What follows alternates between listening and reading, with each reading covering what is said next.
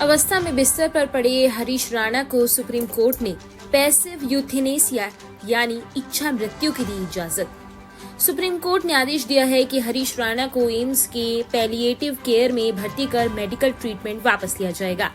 Court ने कहा कि पूरी प्रक्रिया डिग्निटी यानी सम्मान के साथ पूरी की जाए। सुनवाई के दौरान सुप्रीम कोर्ट ने हरीश राणा के परिवार से भी बातचीत की। 100% दिव्यांग हो चुके बेटे के ठीक होने की उम्मीद छोड़ चुके माता पिता ने ही इच्छा मृत्यु की मांग की थी। 2013 में चंडीगढ़ में पढ़ाई के दौरान हॉस्टल की 4थी मंजिल से गिरने के बाद से हरीश राणा अचेत अवस्था में है। गाजियाबाद के राजनगर एक्सटेंशन स्थित राज एम्पायर सोसाइटी में इनका परिवार रहता है। फैसले पर यहाँ फिलहाल परिवार की कोई प्रतिक्रिया नहीं दी गई है, लेकिन सोसाइटी निवासी पड़ोसियों का कहना है कि एक नवयुवक के साथ ऐसी परिस्थिति को लेकर वह निशब्द और दुखी है। जिन्होंने हमारी जो मैडम थी उनके मन में संकल्प उठा आज से 4 साल पहले कि आप प्रधानमंत्री को कहो या राष्ट्रपति को कहो। मैंने कहा भाई ऐसे हो नहीं सकता है, परंतु चलो जैसे भी हमने फिर अपने जो भी है हमारी मैं एक संस्था से जुड़ा हुआ ब्रह्मा कुमारी से दीदी को बताया।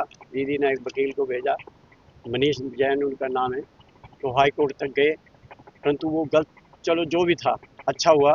उसके बाद हम सुप्रीम कोर्ट में किया। सुप्रीम कोर्ट से भी हम सरकारी न्यायाधीशों का, सर्वोच्च अदालत के जो भी न्यायाधीश रहे उनका हम कोटि कोटि धन्यवाद करते हैं। उन्होंने स्टेट गवर्नमेंट को अच्छे ऑर्डर दिए, परंतु ऑर्डर आदेश तो पारित सर्वोच्च न्यायालय से हो जाते हैं, परंतु जब व्यवहारिक रूप में आते हैं तो उन आदेशों का पालन ठीक ढंग से नहीं किया जाता है। चलो जो भी है हम धन्यवाद करते हैं उन अभिवक्ताओं का भी, उन मुख्य चिकित्सकों का भी, उप चिकित्सकों का भी सहयोग मिला हमें, परंतु हम सेटिस्फाइड। हम दोनों बूढ़े हो रहे हैं, 63 साल मेरी उम्र हो रही है, 60 के लगभग उसकी हो रही है।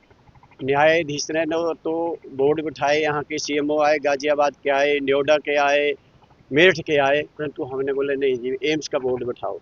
उन्होंने हमारे लिए एम्स का भी बोर्ड, एम्स की रिपोर्ट ली। एम्स में लड़के को ले जाया गया, उन्होंने चेक किया, उसके बाद उन्होंने ब्रेन डेड उसका डिक्लेयर किया। उसके बाद हमें 13 जनवरी को न्यायाधीश ने अपने सामने हमें बुलाया, तो गोपनीय मीटिंग हुई हमारी। बहुत अच्छे न्यायाधीश हैं, मैं कहता हूँ ये मुख्य न्यायाधीश बने, अभी बन जाएंगे और जिस हिसाब से, क्योंकि ये मेरा अपने लड़के का मामला नहीं है। ऐसे इस भारत देश में पता नहीं कितने लड़के पड़े हैं,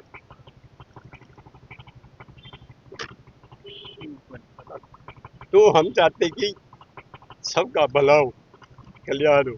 तो इस जनहित के हेतु अपने ये स्टेप उठाया कि ऐसा होना चाहिए मेरे जज साहब को। उन्होंने उसके बाद 15 को जजमेंट होनी थी।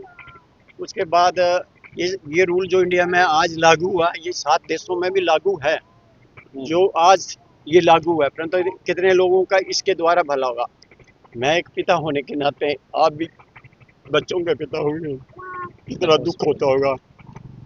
तो दुख तो हर माता पिता को। और लेटेस्ट अपडेट के लिए सब्सक्राइब करें वेलकम इंडिया न्यूज चैनल।